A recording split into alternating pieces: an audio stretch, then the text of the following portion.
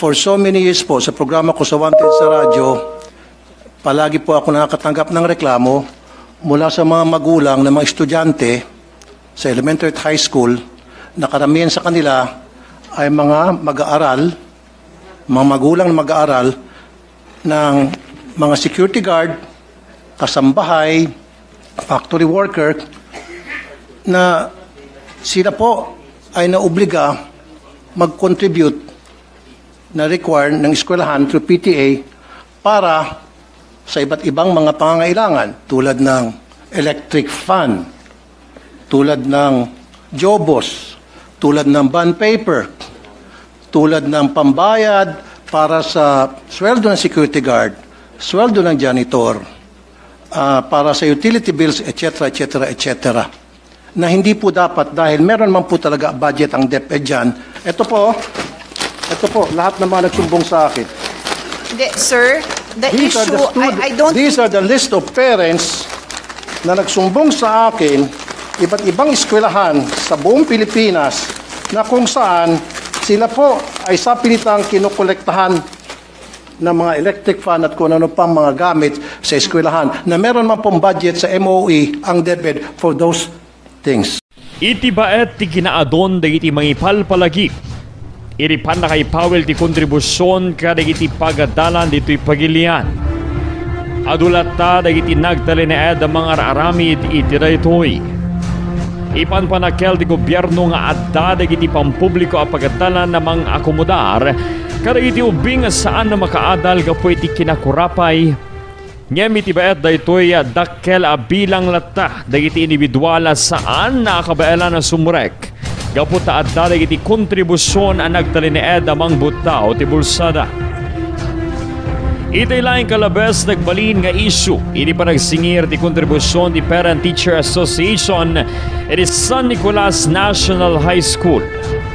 Basta iti padano na report dagiti complainant agsingsingir ti pagkadalan iti sa gasota pisos ti tunggal bulan na mausar iti nagduduma nga sporting events. Kapoy ito'y nagturong iti Bomboradyo Lawag News Team iti San Nicolas National High School. Kirito'y di matag ni Mr. Florante Riego, ti school principal, ngem nagketket ito'y nga nangipay iti statement iti sangwanan ti kamera. Basta iti panagisarasarita ti news team, dito'y nga inadmitir na nga nagkidawisuna iti Parent Teacher Association menut PTA ti tulong para iti panakapatao ti pondo a mausar iti intrams kaya na dumapay nga sporting events. Inmaradda karagitoy nga events ket ti kang runaan na paggastuanda ket merienda, lunch, uniform, plete, kenda dumapay. Inmarad na nga awan ti pundo da mabalinda pangalaan karagitoy kasapulanda no gitaan ti MOOE ket saan pulos ang makaanay. No pa'y umabot ti milyon na pisos da ito'y. Gapot na dito'y met ti pangalaan da iti amin na kasapulan ti pagadalan kasi di pagbayad ti tanom, kuryente, school ID, kenda dumapay. Inlawlawag na ang may bilang ti eskwela da kas may isang independent unit wano may isang institusyon nga daan iti karbengan nga mang plano iti pangikabilan da iti pundo nga ipaay ti gobyerno. Kuna ni Mr. Riego, a quarterly nga alaen da daytoy manipod the Department of Budget and Management wano DBM nga usarenda. Ngam gapu iti panagkurkurang ti pondo daytoy tinangidoron ken kuana tapno dumawat ti tulong iti PTA. No pay kastain pakaamuna asaan na nga inbaga nga agpakontribusyon da karigiti naganak. Kabayatan na in para sa ipay nga alaen the statement ni Mr. Michael Kanunisan, iti Parent Teacher Association President, ngam dito yan nagkadkad ang mga iparukat ti aniyaman na sungbat may panggap iti nasao nga isu. Kabayatan na sinuspenso by laeng ni Mr. Florante Riego iti panagkolektar ti sa gasota pisos sini kada bulan manipod karang iti naganakal pasan nga at dadag iti nagreklamo iti Bomboradyo Lawag. Nobay kastay na lawag na, nga iti pa nagbayad ti nga gasuta pisos, ket saan nga inkapilitan, no di ket voluntaryo laeng, aglalo ket na ipalaon iti memorandum nga inpaulog ti Department of Education, tinaw collection policy, kadig iti pagadanan. Inayon na asaan nga kada estudyante di agbayad, no di ket tunggal na ganak, kano sudino ano adda ti upat nga agakabsat, nga agad adal tinawso pagadalan ket may salaeng ti agbayad. Ngem maibaga kadi, a voluntaryo, no adan ikateng agatad, abayadan ken schedule iti a panagbayad, iti unos ti 7 a bulan. Naamuan, nga day agarop 2,000 ang naganak nga agpapaadal iti San Nicolas National High School, no bilang naituloy, iti panagkolektar iti eskwela iti sa gasuta pisos, iti tunggal paying parent iti kada bulan agarop 1.4 million pesos ti makolektarda iti unos ti 7 a bulan kas na isaguday iti pamilyen ti eskwela. Dakela kantidad saan nangangangaut a pondo no makolekta amin ti pagadalan. Kabayatan na saan nga anamungan ni Konsehal Efren Butay ti Chairman ti Committee on Education itinanso nga ili tinagbalin nga addang ti Parent Teacher Association kaput ta ilong lungalong na ti panagbalin a libre ti authorized fee kada iti pagadalan iti ili ti San Nicolas. Inalawag me ni Attorney Donato Valderas Jr. ti may dadaulo iti DepEd Ilocos Norte. Ana iget nga ipawil dati ang kolektar iti saan nga authorized contribution kada iti naganak ken estudyante akas na kailanad ti no collection policy. Kunana dagiti laeng mabigbig nga authorized contribution kasi iti membership fee iti Boy Scout, Girl Scout ken da dumapay iti maipalubos ang maisupadi iti palawag ni Principal Riego iti San Nicolas National High School. Marad na ano pakasiknaan iti gatang di materyales ket saan na mabalin. Nupay kasta no ti Parent Teacher Association ti maadaan ti plano. Iti na ito'y ket maipalubos basta laket ti napagdunumuan. Gaputa di PTA ket maibilang kas independent body.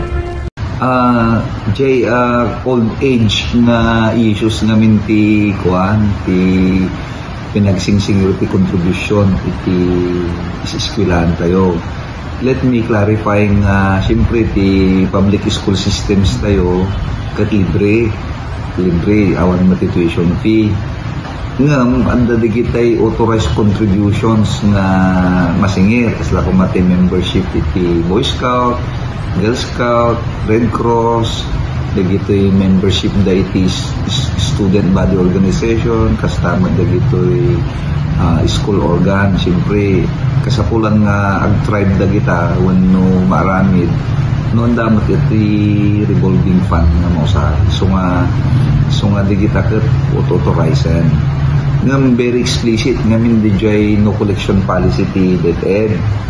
Clarify na nga ti no collection policy ket may bawal ti agsingir iti han nga authorized contribution iti learners, students no learners kastamat ti teachers. Ket adda digitoy asosasyon tayo nga per parents no maminsan ag meeting da dagita ket mapagnunumuanan da no inyati maitulong da tiskwilahan. So in which case ta private organization dagita no nyaman iti mayambag da tiskwilahan nagslag balinda nga donors wenno benefactors. So nga ti masingsingir no kakasya hangaw din. It's the members of the association who are parents. But despite and in spite tikas jay nga nurutan ti PTA, propriety reasons would dictate nga voluntary lang tamo kita. So plain and simple, dati authorized contribution nga apapuniran ti DepEd. Other than that, no nagsingir tayo ti ubing when no teachers akat liable da iti no collection policy ti Department of Education. Attorney, na ko ng voluntary. So, no ko natin ang voluntary, mabalin, no, kaya't mga bayadan, when, no, saan. Nga, mabis ka rin iti panagsasalusod ka rin sumagawa ng pagadalan, majority rule ka, no, iti susurutan da. So, haan nga nga mabreak din, no, so, nga voluntary, no, majority rule ti surutan da, attorney. I-clarify ko nga je voluntary when no involuntary kat no unauthorized je contribution, voluntary man when no otherwise akat haan nga mapayagan, no haan nga authorized. So haan nga valid the word nga voluntary. If the contribution is not authorized, liable ka lang natin no collection policy o rin no ibaga mga voluntary. Pero data asosasyon ngamin depende ti anurutan da iti private nga organization no inya iti agreement da like ninya ti jay bylaws da kuma no ti pinagbibinutos ket majority aket siyempre under normal circumstances majority rules man nga talaga or inya nga organization. Pero ngamin ta adati involved nga kwarta siyempre adda kadagiti asosasyon nga mang-convince iti membership da no kayat da oray no adda ti majority decision nga talaga nga contribute. Ngam siyempre no member ka mo ti organization naket my personal opinion siyempre no napagnunumanan naket siguro mabalin mat nga ibaga ti asosasyon nga makipagtulong ka mat at member ka mat sa asosasyon. But that's my opinion. Depende lang tamat no kasano iti leadership data ng organisasyon tano tikas na maurnos na iti membership na. Yes, ito. Sapay tadumteng ti panawen. Nga agbalinton nga agpaiso a libre ti panagadal dagiti sumrek kini pampubliko a pagadalan. Dahil ito ikatapnon maadaan ti armas ti donggal maysa iti panangsango ti panubok ti biyag aglalo iti kinakurapay. Sapay da sa Anton nga agbali na credit card dagiti naganak at tunggal da pa nagkurang ti pagadalan ket naganak ti pagtarayan ti eskwela tapno masupusupan ti kurang. Ngem da ito nga arapaap ket masulbarlaeng no may kantinan anay nga importansya ti edukasyon ngem ti nakaladladingit saan lagarudan na may prioridad di pondo serserken pay iti nakaro a korupsyon. Para iti Bombo Investigative Report, Bombo J. Agnir, this is Bombo Radio Philippines, the #1 and most trusted source of news and information, Basta Radio.